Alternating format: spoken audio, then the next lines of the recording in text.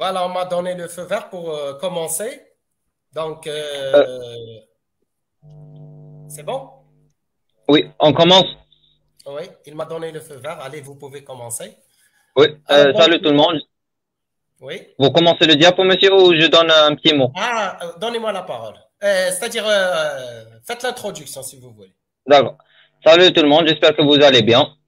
Donc voilà, c'est la quatrième épisode des lives de la préparation Résidana. Aujourd'hui, on va faire avec monsieur Filali, qui est un professeur en infectieux, le cours du Zona. C'est un cours très intéressant. Donc, monsieur, je vous passe le mot. Voilà, donc, bonsoir tout le monde. Salam alaikum. Comme convenu, j'ai le plaisir de vous présenter un des chapitres qu'on n'a pas l'habitude justement d'avoir enseigné le module d'infectieux, mais c'est une première. Ma'alish, c'est toujours bon. C'est toujours bon aussi bien pour l'enseignant que l'enseigné. Il s'agit en l'occurrence donc du zona. Comme vous le savez, c'est une pathologie infectieuse qui n'est pas rare. C'est une pathologie virale en rapport avec le virus varicelle zona. Vous voyez, déjà avec l'introduction, on parle déjà de deux pathologies qui sont intriguées, varicelle et zona.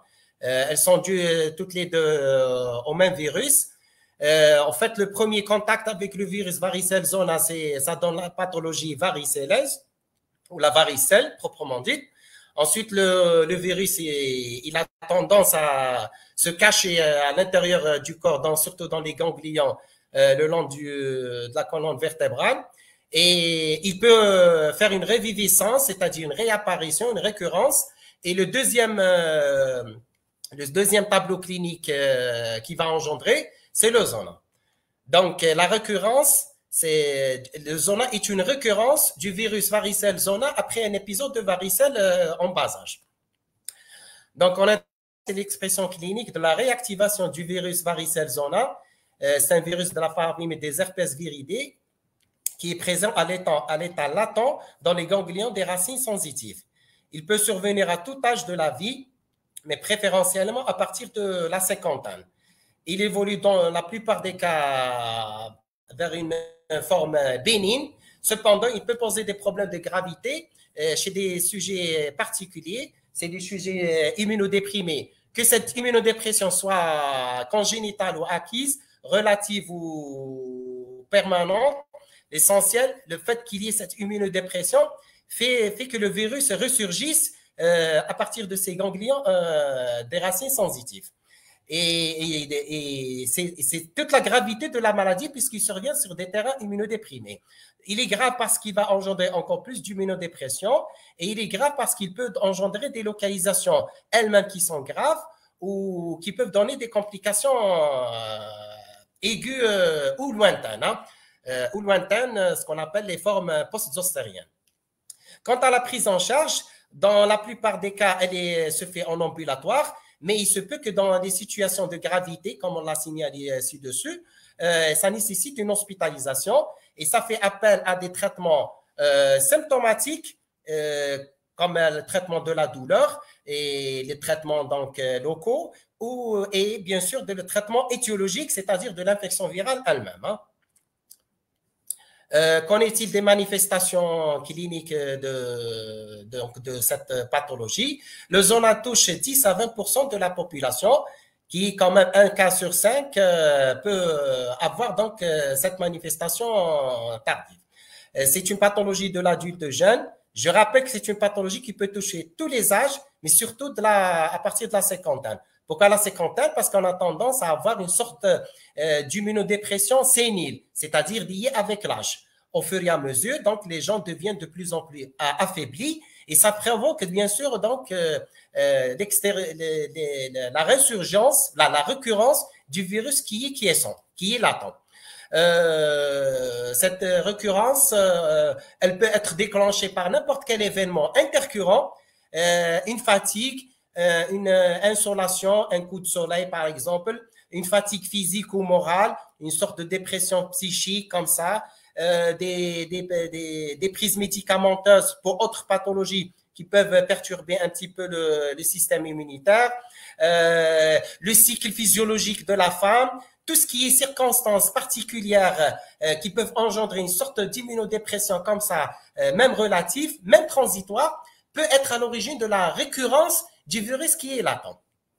La principale manifestation que va engendrer ce tableau clinique, c'est surtout l'éruption. Elle est particulière par deux choses.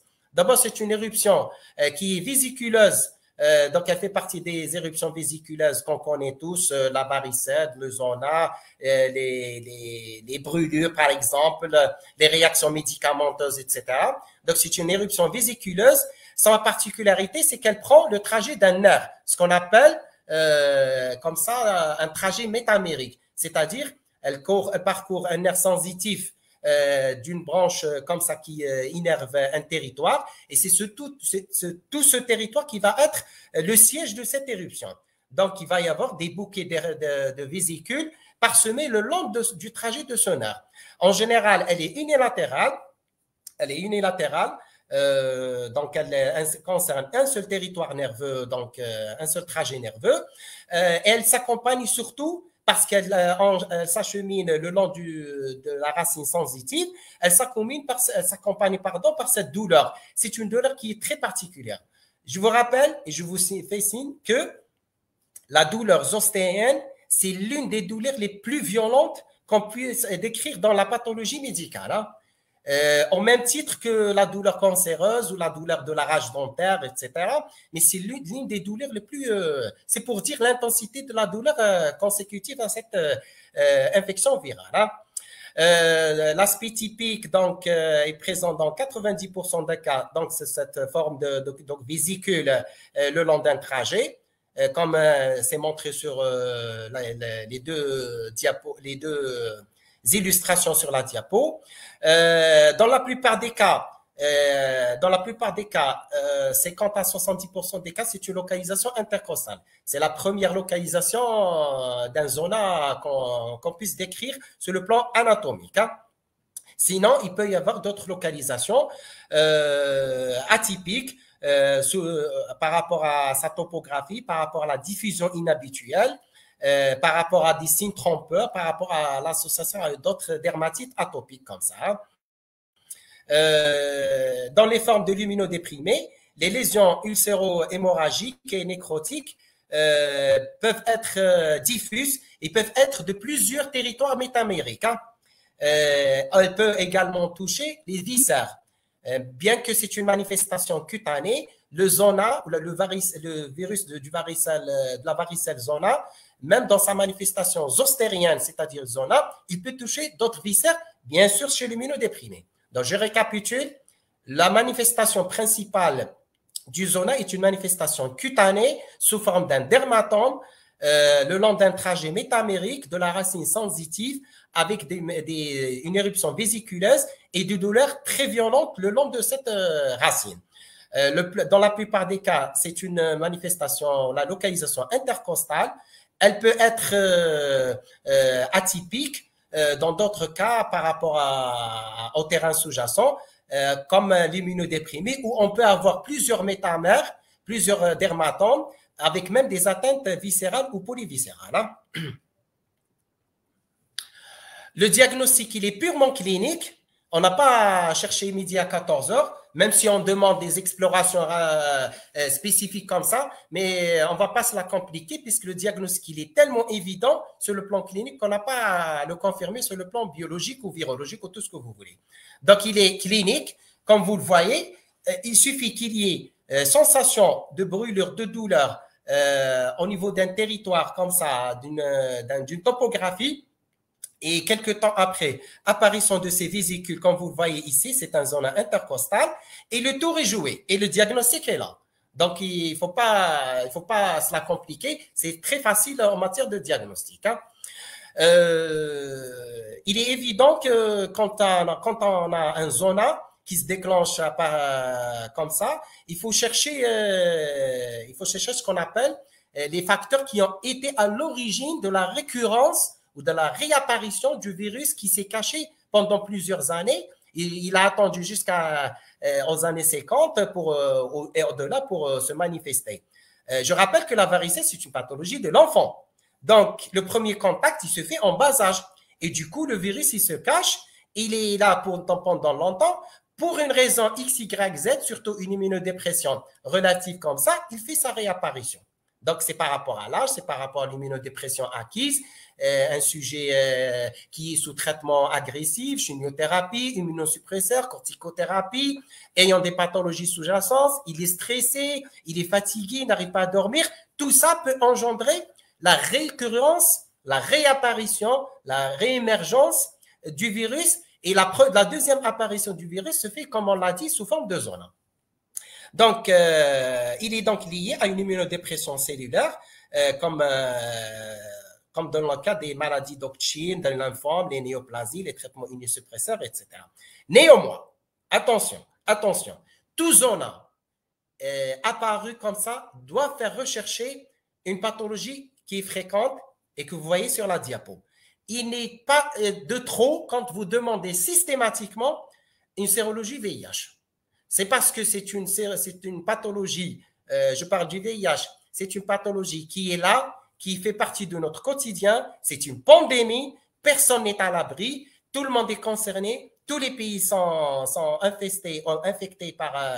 concernés par l'infection VIH, et le virus VIH, par définition, c'est un virus de l'immunodéficience.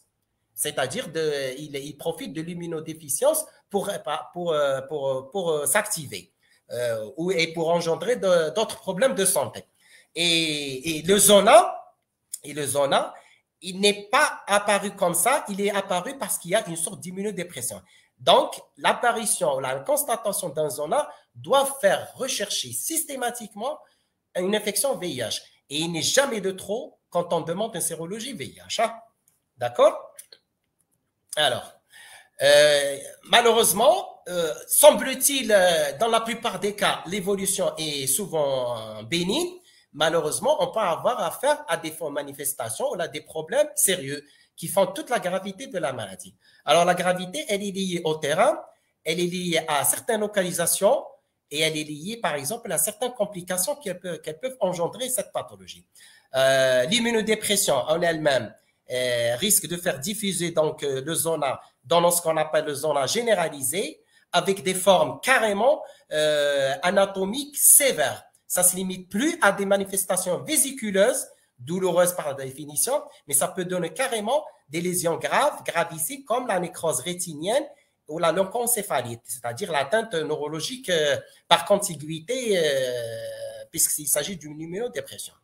Et un autre problème à ne jamais méconnaître, il faut toujours avoir à l'esprit comme ça, et d'ailleurs on ne souhaite pas avoir des malades dans cet état, la survenue d'une localisation particulière qui est la localisation ophtalmique. Le zona ophtalmique, qui quand même représente presque 1 cas sur 10, c'est une des localisations à redouter. Elle intéresse la branche ophtalmique de Willis, c'est-à-dire la 3e branche du trijumeau, bien sûr, et elle n'est pas banale, elle est grave par son localisation, elle est grave par les complications oculaires qu'elles peuvent engendrer, jusqu'à carrément la cécité. Donc, elles peuvent engendrer, comme vous voyez ici, comme vous voyez ici, elle peut engendrer carrément une kératite, donc une destruction de la cornée, etc., jusqu'au stade d'atteinte profonde, aboutissant carrément à la cécité. C'est pour dire que le zona ophtalmique est une hantise du zona lui-même. On ne souhaite pas avoir une localisation pareille. Si par malchance le sujet doit développer un zona, on lui préfère de loin les zonas intercostales. Sinon, le zona ophtalmique, c'est une catastrophe sur tous les plans, sans siège et ses complications qu'elles peuvent engendrer. Et en plus, rappelez-vous, la douleur, elle est tellement violente, au moment du zona, elle peut même conduire au suicide, surtout quand elle survient chez les sujets âgés. Non seulement le sujet âgé est victime de ses propres pathologies chroniques, il sera victime de cette atteinte virale sévère. En plus d'une localisation pareille, ça fait toute la gravité de la maladie. C'est gravement grave, c'est gravissime. D'accord? Et chez les sujets âgés, la douleur, elle est tellement vive, elle est tellement atroce, insupportable, elle peut même conduire au suicide. Elle peut même conduire au suicide. Il y a des gens qui se défenestrent, c'est-à-dire ils se plongent de leur domicile à partir du balcon ou d'une fenêtre, tellement la douleur ophtalmique engendrée par cette localisation est violente. Hein. Donc, la complication majeure est la survenue de ces algies post-zostériennes, dont l'incidence augmente avec l'âge. Elle est de 50% à 50 ans et de 70% à 70 ans. Vous voyez qu'à chaque fois que l'âge avance, il y a un risque de survenue non seulement d'un zona, mais surtout les séquelles, on ne peut pas dire séquelles comme ça, mais c'est des complications tardives et chroniques de cette pathologie qu'on appelle les douleurs post-zostériennes, les algies post-zostériennes. Hein. C'est vrai, on a réglé le problème de l'éruption elle-même, mais malheureusement, le caractère douloureux de la chose n'a pas été réglé et c'est une source comment dirais-je, d'une vie qui est cauchemardesque. Elle est gênée par cette douleur permanente jusqu'à ce qu'elle aboutisse à des problèmes psychiatriques, à des problèmes suicidaires, etc., etc. Alors, le traitement, pour ce qui est du chapitre traitement, le traitement doit faire appel à un traitement de l'infection virale, mais il y a des conditions pour le faire, bien sûr, et surtout pour éviter à ce qu'il y ait des complications tardives. Donc, on fait appel aux antiviraux. On va les détailler tout à l'heure, les principaux antiviraux qu'on peut utiliser. Également, on ne se limite pas à traiter l'infection virale, on se limite également à éviter les complications de cette manifestation cutanée d'éruption vésiculaise, avec surtout le risque de surinfection. Donc, du coup, le deuxième temps de traitement, en plus des antiviraux, ce sont les traitements locaux, les soins locaux, qui est une étape cruciale, importante dans la prise en charge correcte de notre malade qui est atteint par ce zona.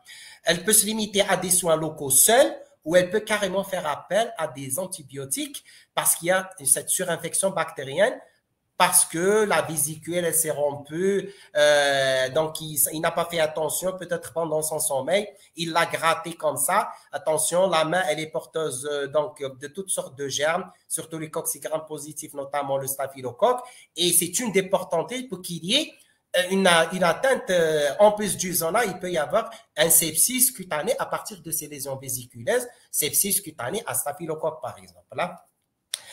Également, il faut éviter à ce qu'il y ait d'autres complications locales, comme les complications oculaires.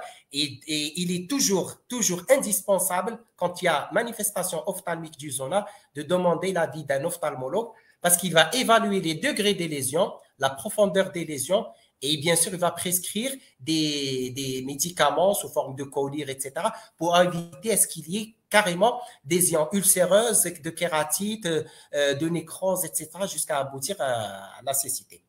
Troisième temps de notre intervention sur le plan prise en charge, de qualité, traiter la douleur.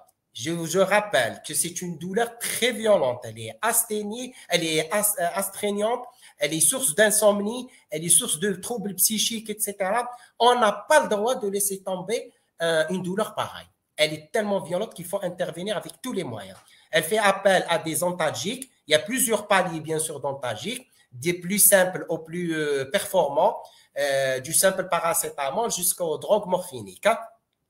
Et puis, bon, on peut penser à faire une sorte de prévention comme ça, surtout pour des sujets à risque de développer de l'infection et surtout des algies post-zostériennes. On peut faire appel à la vaccination. Bon, chez nous, en Algérie, ça n'existe pas, mais ailleurs, ça peut exister. Hein. Ça peut être envisagé. Donc, pour ce qui est des traitements, des antiviraux, vous avez principalement ces 4 molécules, mais surtout retenez la première molécule qu'on appelle la cyclovir. Vous avez la valacyclovir, le foscarnet, la famciclovir, etc., etc. Et surtout, c'est la cyclovir.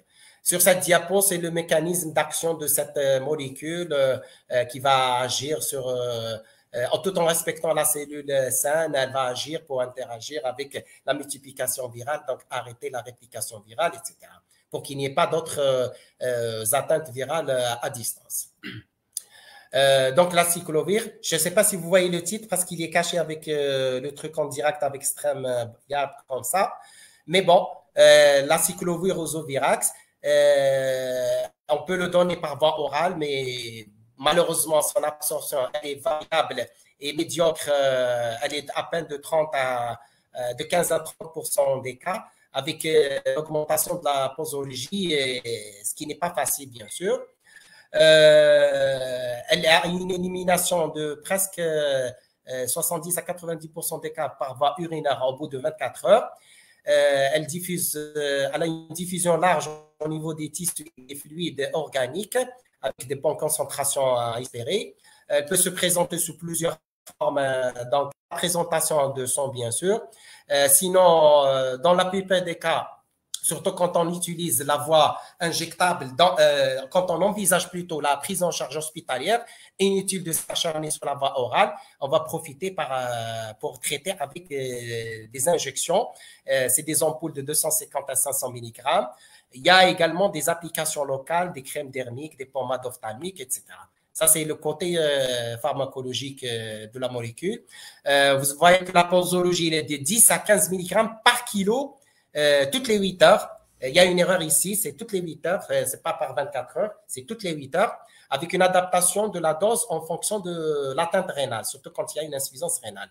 Évidemment, tout traitement qui est donné comme ça à forte dose, etc., attention, il faut vérifier bien sûr l'efficacité de ce traitement, mais également il faut vérifier ses effets secondaires, notamment les effets sur le plan digestif, surtout quand on le prend par voie orale, des troubles de l'atteinte rénale. Il faut donc assurer une bonne hydratation avec une bonne diurèse pour qu'il y ait une bonne élimination au bout de 24 heures.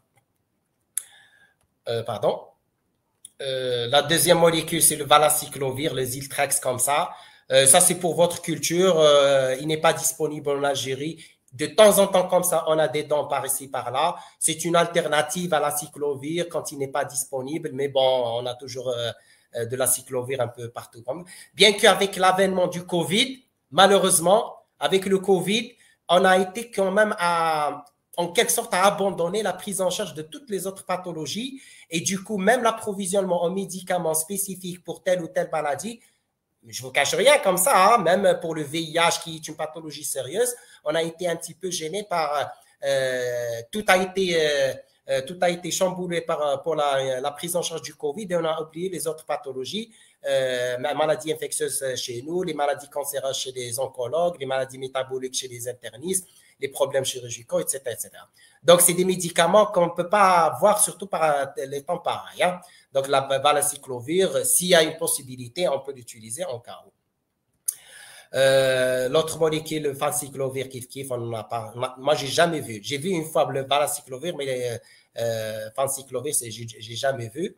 Et puis, bon, c'est un tableau pour juste avoir une idée sur comment on administre les différentes molécules, la demi-vie, le métabolisme, l'élimination, etc. Quand faut-il traiter? C'est toute la question. Quand faut-il traiter? Là, comment traiter? D'abord, il faut traiter quand il y a un zona identifié, mis en évidence cliniquement avec cette topographie, etc., etc. Par contre, la qualité du traitement envisagé diffère ce que l'on soit avec un patient immunocompétent ou immunodéprimé. Alors, chez le patient immunocompétent, le traitement antiviral est donné en cas de sujet dépassant de 50 ans pour surtout prévenir les algies post-zostériennes. Et on le donne également dans les formes compliquées comme le zona ophtalmique, le zona extensif et les atteintes neurologiques. Hein? D'accord? Par contre, chez l'immunodéprimé, ne cherchez pas à vous compliquer l'existence des choses. Dès qu'il y a un zona, d'abord, on va chercher une immunodépression, c'est clair. Si elle y est, à chaque fois qu'il y a un zona, chez l'immunodéprimé, il faut traiter illicopression sans entendre quoi que ce soit. On ne fait pas le pour et le contre. C'est parce qu'il est immunodéprimé qu'il faut traiter sans quelle que soit la forme. Hein. Donc, je récapitule, chez l'immunocompétent, on peut ne pas traiter pour certains cas, mais surtout, on envisage ça chez les sujets au-delà de la cinquantaine qui présentent des zones ophtalmiques, neurologiques, avec des manifestations extensives, etc. Chez l'immunodéprimé, zona égale traitement systématique. Hein. Alors, chez l'immunocompétent, En cas de zone ophtalmique compliquée, par exemple, par une kératite profonde ou zone grave, il faut hospitaliser. Il faut avoir à l'esprit en demandant un avis spécialisé avec l'ophtalmologue qui est urgent parce qu'il peut conditionner à lui seul le pronostic vital, fonctionnel de cette atteinte, le côté ophtalmique proprement dit. On indique donc la cyclovir à la dose de 10 mg par kilo toutes les 8 heures en tenant compte de la fonction rénale pour une durée de 7 à 10 jours. Dans les zones non ophtalmiques des sujets moins de 50 ans, on peut envisager une hospitalisation en fonction de la localisation de l'état du malade. On peut envisager bien sûr la cyclovir ou les autres molécules. D'accord? L'avantage du traitement oral, c'est qu'il peut prévenir les algies post-zostériennes chez les sujets de plus de 50 ans et il peut prévenir également les complications oculaires du zona ophtalmique. À condition absolue, il faut intervenir le plus précocement possible. C'est quoi le plus précocement possible? C'est-à-dire durant les 3 premiers jours de l'apparition de l'éruption. Selon les experts, on pense qu'on est plus efficace en arrêtant la multiplication virale quand on intervient le plus précocement avant la 72e heure. Au-delà, on ne peut pas espérer grand-chose vis-à-vis de l'action de ces antiviraux, surtout pour les formes des virus qui sont déjà fixés au niveau des atteintes neurologiques sensitives comme ça. Donc, je récapitule, l'intervention médicamenteuse est encore plus efficace, on est plus efficient, on est plus optimal quand on intervient durant les 3 premiers jours de l'éruption. Ça ne veut pas dire qu'au-delà de 3 jours, on n'est pas efficace, mais on le sera moins. On ne va pas espérer grand-chose. Et je rappelle, le but, c'est d'avoir à éliminer les algies post-zostériennes et les complications sérieuses tardives sur le plan oculaire ou ophtalmique. Hein. C'est ça l'efficacité du traitement pour éviter qu'il y ait des complications anatomiques ou des algies post-zostériennes qui peuvent prendre plusieurs jours, plusieurs mois, voire plusieurs années. Ce n'est pas facile à gérer. Hein. D'accord? Chez l'immunodéprimé, tout à l'heure c'était l'immunocompétent, chez l'immunodéprimé, le zona est toujours considéré comme sévère, avec le plus souvent des complications comme l'atteinte ophtalmique, expansive, aneurologique, etc. Évidemment, comme c'est un immunodéprimé, il ne faut pas se la compliquer, il faut hospitaliser. Quant à la dose, cette fois-ci, on a un petit peu augmenté. Si vous avez remarqué, tout à l'heure, c'était 10 mg par kilo toutes les 8 heures. Cette fois-ci, c'est 10 à 15 mg par kilo toutes les 8 heures, pendant 7 à 10 jours. Si l'immunodépression elle est stable, si on a intervenu le plus précocement possible durant les 12 premières heures, on peut envisager les autres alternatives thérapeutiques, les autres molécules, où on peut quand même diminuer un petit peu la dose à 10 mg kilo. Hein. Donc, bien sûr, en tenant compte bien sûr, de la fonction rénale. Le titre, je ne le vois pas quand même. L'option, voilà. L'option d'un traitement par la cyclovir par voie orale n'est pas facile en Algérie en raison de, d'abord, la nécessité de doses élevées. C'est 800 mg 5 fois par jour. C'est beaucoup. C'est beaucoup. Et le problème, c'est la non-disponibilité de cette présentation à 800 mg. Les comprimés à 800 mg ne sont pas disponibles. Du coup, on doit faire un calcul avec les 200 mg et on se retrouve avec 20 comprimés jour. Imaginez quelqu'un qui est immunodéprimé, même s'il n'est pas immunodéprimé, immunocompétent, et qu'on lui fait avaler 20 comprimés jour, à un moment donné, il va se lasser, il va abandonner la thérapeutique. Et c'est dommage. Donc, c'est difficile d'envisager cette voie orale comme ça. Hein. Donc, en raison de la non-disponibilité des comprimés à 800, et du coup, on a plusieurs comprimés à avaler par jour pendant 7 jours minimum. Ça fait quand même 20 fois 7, c'est 140 comprimés. C'est beaucoup. Hein. Alors, chez les sujets moins de 50 ans, un traitement antiviral peut être prescrit en présence de facteurs prédictifs d'algies post-zostériennes. Donc, l'intensité des prodromes, l'intensité des douleurs à la phase éruptive et la gravité de l'éruption. Donc, on peut envisager un traitement antiviral. Les antiviraux ne sont actifs que sur les virus en réplication et ne permettent pas l'éradication du virus.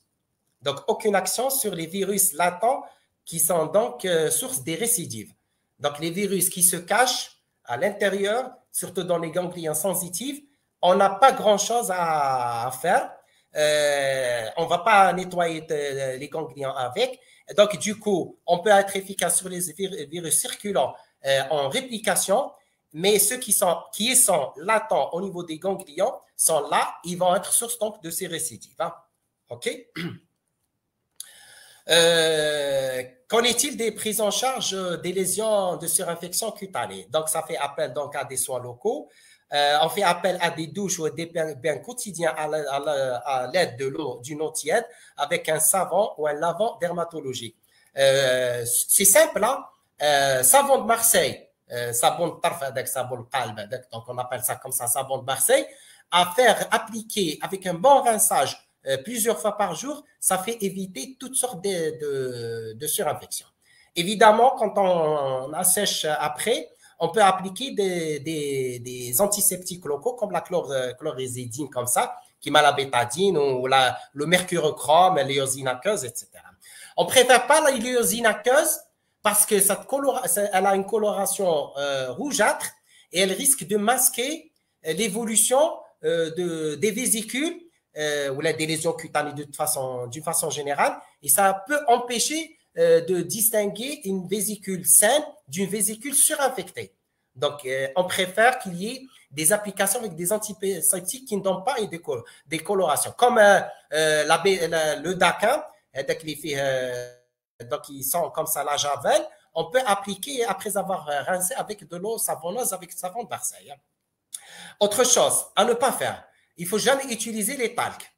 Pourquoi? Parce que ça risque de faire des surinfections graves comme des fasciites nécrosantes et des épidermolyses staphylococciques aiguës. Hein. Donc attention, les talcs à éviter. On a l'impression que ça donne un bénéfice pour les malades avec une sensation d'une sorte de douceur comme ça, ce qu'on a l'habitude de faire pour les enfants quand ils ont un érythème fessier comme ça. Mais en matière de zona, des lésions vésiculeuses en général, mais surtout le zona, évitez de l'appliquer parce que ça risque de provoquer des lésions graves de type fasciite ou épidermolyse. Hein. Il faut éviter également d'utiliser les crèmes, les pommades, les gels, les antibiotiques locaux qui ne font finalement aucune action. Aucune action. Ou on envisage un antiviral ou un antibiotique par voie générale, par voie orale, par voie parentérale, ou on assure tout ce qui est cutané, tout ce qui est lésion cutanée par de bons soins locaux. Avec de bons soins locaux, on évite tout. On n'a pas appliqué ni les antiviraux, ni les antibiotiques locaux, ni rien du tout. Hein. D'accord? Autre chose à éviter, envisager, c'est dans le cadre de l'hygiène corporelle. Il faut avoir à éviter avoir les ongles longs. Parce qu'on ne sait jamais pendant le sommeil, on peut gratter parce que ça peut être source de prurite. On peut gratter et quand on a des ongles longs, on va provoquer des ulcérations, des lésions comme ça, d'aggravation, donc des lésions de plaies, surajouter en plus des lésions vésiculaires. Et en plus, les ongles ne sont pas à 100% propres, donc ça peut être source d'ongles. Donc attention, il faut avoir des ongles carrément à ras donc de la peau. Hein. D'accord? Qu'en est-il de l'antibiothérapie? Elle n'est pas systématique tout le temps. Attention, même la vésicule, elle doit évoluer par des stades. Il y a l'érythème, ensuite l'apparition de la vésicule. La vésicule, initialement, elle a un contenu clair. Ensuite, il devient louche. Il va s'assécher, il va donner de la croûte. Quand il devient louche, ça ne veut pas dire qu'il est infecté. C'est une évolution naturelle des vésicules. C'est valable pour la varicelle, pour le zona, pour les lésions vésiculaires classiques, etc. Quand est-ce qu'on intervient pas avec les antibiotiques? Quand ces lésions, effectivement, sont louches, mais ça va être source de sepsis locale avec un œdème inflammatoire douloureux, etc. Bien que la douleur, elle existe déjà, elle est d'origine zostérienne, bien sûr, mais il y a une douleur de la peau bête avec une inflammation, une sorte de tubéfaction. Et bien sûr, évidemment, si tu portes d'entrée, donc ça va donner des manifestations générales type fièvre. Donc, quand il y a des signes de surinfection locaux et ou généraux, il faut intervenir avec de l'antibiothérapie. On vise bien sûr les germes qui risquent de surinfecter ces lésions-là. Ce sont en fait les germes de la peau finalement. Donc, c'est surtout les coccigram positifs, comme Streptococcus pyogenes ou la Staphylococcus aureus, mais principalement le Staphylococcus aureus ou le Staph aureus. Donc, on utilise la voie orale pendant une courte durée, en général 5 à 7 jours maximum, on n'a pas cela compliqué. On utilise une pénicilline classique, péni-1 comme l'oxacilline, bien que l'oxacilline n'est plus disponible. Donc, on utilise par exemple une céphalosporine de première génération, comme la céphazolline, la céphadroxyl, ou une céphalosporine de deuxième génération, comme céfuroxime. Si, par malchance, le sujet il a des allergies aux pénicillines, on peut switcher avec des macrolides ou de la pristinamycine, qui est la pyostacine. Donc, je récapitule. L'antibiothérapie n'est pas systématique.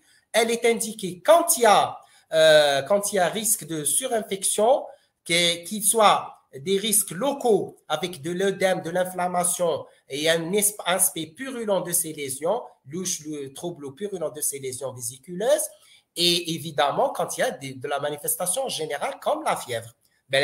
Fièvre frisson, hein, donc c'est une porte d'entrée pour un sepsis à Staphylococcus aureus, ça c'est possible. Donc attention, quand il y a des choses pareilles, on peut utiliser des antibiotiques par voie orale pour une courte durée, pénicilline, céphalosporine de première génération. En cas d'allergie au bêta-lactamine, on peut utiliser des macrolides ou de la pristinamycine qu'on appelle la pyostacine. Les douleurs associées au zona, les douleurs post-zostériennes, les douleurs liées au zona lui-même. Il y a à la phase aiguë ce qu'on appelle la douleur zostérienne et à la phase tardive ce qu'on appelle la douleur post-zostérienne. Les algies post-zostériennes. Donc, à la phase aiguë, c'est une douleur zostérienne. Je rappelle que c'est une douleur atroce. On n'a pas le droit de ne pas soulager cette souffrance-là. Donc, il faut intervenir avec des antalgiques de classe 2, par exemple, comme du paracétamol à la codéine ou comme du paracétamol au dextropropoxyphène, comme ça. Donc, c'est une association, le tramadol, etc. Mais vous savez, on a eu comme ça à gérer des douleurs zostériennes avec simple paracétamol, à condition que le malade adhère d'abord à la prise en charge de sa propre maladie. Il ne faut pas qu'il soit anxieux, il ne faut pas qu'il soit stressé, parce que c'est des facteurs qui vont encore stimuler le système nerveux cerveau. Et évidemment, le système nerveux, entre autres, la racine sensitive qui est infectée, qui est enflammée, qui est atteinte par le virus, elle va être encore plus avec expression douloureuse. On lui fait comprendre qu'il faut oublier sa pathologie. Carrément, comme ça. Comme ça, il ne va pas être tout le temps collé à sa pathologie, stressé, angoissé. Sans ça, il va être source d'excitation nerveuse. C'est l'accentuation de la douleur. Évidemment, il va venir en première consultation en se plaignant de douleur. On peut donner juste du paracétamol. Donnez-lui la dose qui lui convient. En général, on donne 3 à 4 grammes maximum. Il ne faut pas dépasser, pour les sujets d'un certain poids, on peut aller jusqu'à 4 grammes. Sinon, le sujet moyen de 60 kg, c'est 3 grammes. Tout en lui expliquant qu'il faut qu'il évite, bien sûr, de stresser, d'angoisser, etc. Et ça peut marcher. J'ai eu à traiter des malades avec juste paracétamol. Mais c'est des situations qui sont quand même rares. Dans la plupart des cas, ça fait appel à des associations paracétamol à codéine ou paracétamol au dextropropoxyphène comme ça, etc. Malheureusement, malgré ça, les choses ne se présentent pas bien et on a affaire à des douleurs qui sont insupportables. Et il faut aller plus loin avec d'autres classes antalgiques, etc. Ce qu'il ne faut pas faire, jamais de la corticothérapie. De toute façon, elle n'a aucun intérêt sur les algies d'un côté et de l'autre côté, la corticothérapie et virus, ça ne marche pas parce que ça risque de flamber la maladie virale. D'accord? Ça risque de flamber la maladie virale. Mais pour de courtes durées comme ça, ce n'est pas le cas. De fortes doses, de longue durée, oui. Mais de courte durée comme ça, c'est pas. De toute façon, il n'y a aucune indication de la corticothérapie. En plus, des corticoïdes, les anti-inflammatoires non stéroïdiens, comme l'acétylsalicylique, l'aspirine, etc., ou du Voltaren, ou la diclofénac, etc., sont contre-indiqués devant toutes les infections à herpès virus, les herpès viridés. Il y a un risque d'une maladie neurologique sévère, elle est rare, elle est exceptionnelle, mais elle peut avoir lieu quand il y a infection virale, herpès virus, qui soit zoncelle, herpès simplex, simple, etc., avec corticothérapie ou anti-inflammatoire non stéroïdien, il y a un risque de survenue d'une encéphalite de type l'encéphalite, la maladie de Rey. C'est une encéphalite qui est quand même grave. Donc, on n'a pas à provoquer un autre problème qui est encore plus sérieux que le problème initial. Donc, je récapitule. Pas de corticoïdes, pas d'anti-inflammatoire non stéroïdien. D'accord. Donc, ceci étant pour la phase aiguë. Pour ce qui est de la phase tardive, les algies post-zostériennes nécessitent l'utilisation d'autres molécules. Vous voyez que ça parle de tout finalement. Il y a les antidépresseurs, carrément.